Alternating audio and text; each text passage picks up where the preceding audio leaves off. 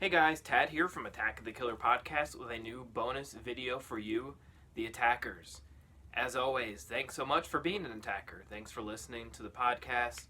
Thanks for subscribing to our Patreon. Thanks for watching these videos. And just thanks for being awesome.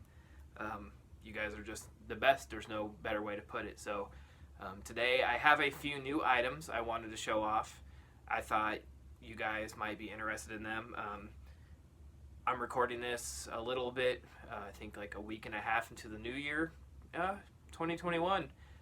Really showing 2020, giving it a run for its money, let's just say that.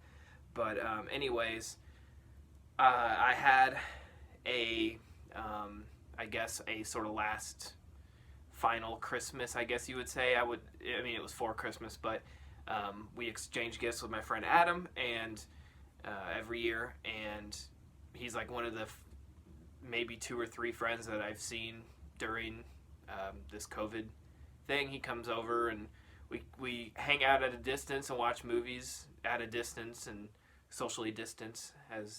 Did I say distance enough? But anyways, he's a good friend of mine, and we always exchange gifts every Christmas, and it's usually horror themed. My favorite thing I've ever gotten him was a few years ago. I got him a mini trash can signed by the guy from Silent Night, Deadly Night 2, that, Garbage Day guy. Yeah, I'm drawing a blank on his actual name. But got him an actual signed trash can. It's like desktop size. Anyways, you're not here for that. We exchanged gifts, so he got me a few horror items I wanted to show off real quick. And then I got something in the mail that I ordered myself that's not necessarily horror, but horror adjacent. I figured you guys would like. So Adam, in good taste, got me the new Scream Factory Idle Hands disc, one of my favorite movies. Obviously, if you are an attacker, you listen to the podcast, you heard my admiration for this in the Possessed Hand episode. Yes, we did an episode on Possessed Hand movies. If you haven't listened to that, it was one of my favorites, and this movie is one of my favorites. It hit me right at the right time.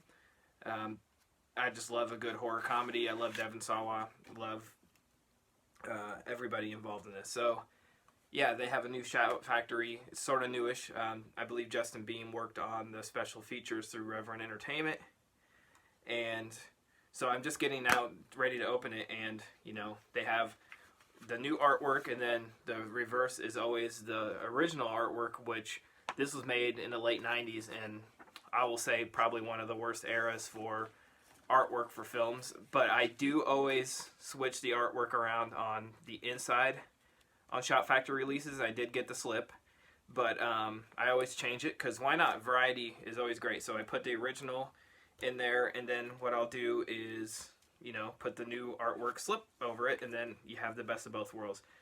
I have not got a chance to pop this in and check out the special features, so there's not really a review of this or anything, but with Justin behind the special features, it's going to be good, and it's got a lot of great reviews. I'm not sure how the transfer looks, because I haven't watched it, and but it has to be better than that full screen DVD that I've had for years, and I can finally get rid of that now. So thanks for Justin, and thanks to Shout Factory, and or Scream Factory, I guess this one is, and thanks to Adam for the Christmas gift. And then something else he got me. Look at this thing. So, Taking Shape 2, The Lost Halloween Sequels by Dustin McNeil and Travis Mullins. If you haven't read the first Taking Shape book about the Halloween series, each chapter is on a film in a series. This is about prequels, sequels, reboots, crossovers, movies that did not happen for one reason or another, and this is a massive book. I did not realize how big it is. And to be fair, the original is pretty big, but it's not. This is actually probably feels like 100 pages or 50 pages more. This is a hefty motherfucker for, I think, Adam got it for me as a gift, but I think it's only like 20-something bucks on Amazon, so it's a really good deal. I have a confession, though. I get so many books for gifts, which I love. I love collecting books. I just need to do better at reading them. So this year, I'm not a New Year's resolution person at all. I feel like you when you turn the calendar, that's the only thing that changes from year to year for me. Just writing a 1 instead of a 0. But If there's anything I want to do not related to New Year, just in general, is start reading more books. So what I did was I have all these books that I haven't read that I really want to get to, and I put them in a pile in a place that will annoy me, and I'll see them all the time. So I'm going to put them right next to my bed on my nightstand, and my goal is to sort of read through them at night. So I haven't read this one yet. Maybe I'll do a review of it when I do and let you guys know, but it looks awesome. And what's better than reading about Halloween in the off season? You know, keep the spirit alive. And then last but not least, this is not a gift from Adam. This is a gift from myself, something I pre-ordered, and I love this packaging. It is from Waxwork Records. I don't care if you see my address. Many of you have been to my house. But, you know, it has a variety of their releases. It has Darkman and Trick or Treat, which I have, and Drag Me to Hell, Get Out, Krampus, which I need to get, and then the Friday the 13th movies, Reanimator, Creep Shows, you know, The Thing, which I have. But how cool is this packaging? Has, you know, more on the back that wraps around.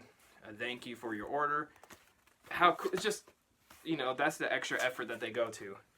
So I want to sort of show off what's in here. I still haven't collected a whole lot of vinyl. I have a very small collection. I'm very picky.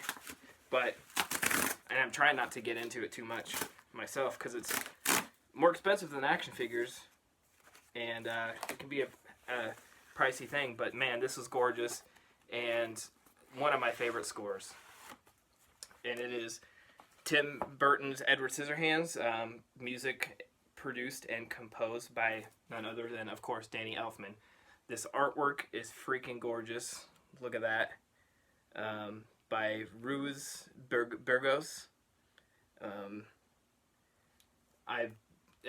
how perfect is this? You know, Vincent Price on the back. I fucking love it. Oh, man. So, one of my favorite movies from not only my childhood, I was born in 85, so 94, was right when I was sort of getting into movies, and I remember this one vividly. I love this movie. One of my top 3 Burton movies. Ed Wood is probably up there, and then this.